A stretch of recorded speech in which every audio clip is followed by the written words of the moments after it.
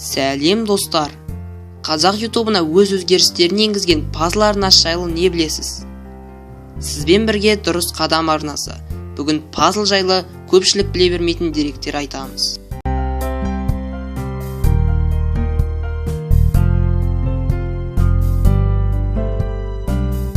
Пазл арнасының ең алғашқы видеосы жалған мәліметтер. Негізінде пазл арнасының ең алғашқы видеосы ең жеркенішті тағамдар.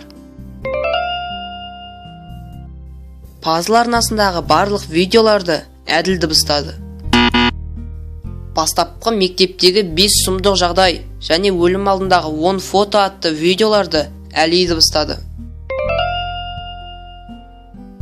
Пазл арнасының авторлары ютубқа 2017 жылы қадам басты.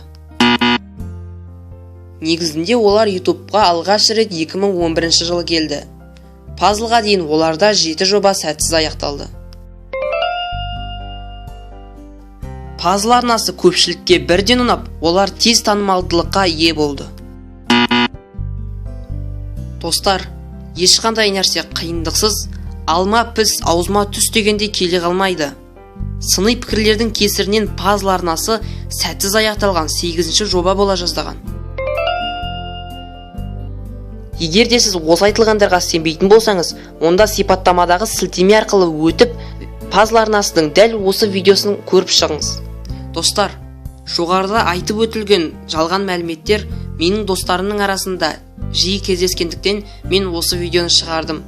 Видеоны лайк басып, арнаға тіркел және біздің келесі видеоларымызды жіберіп алма.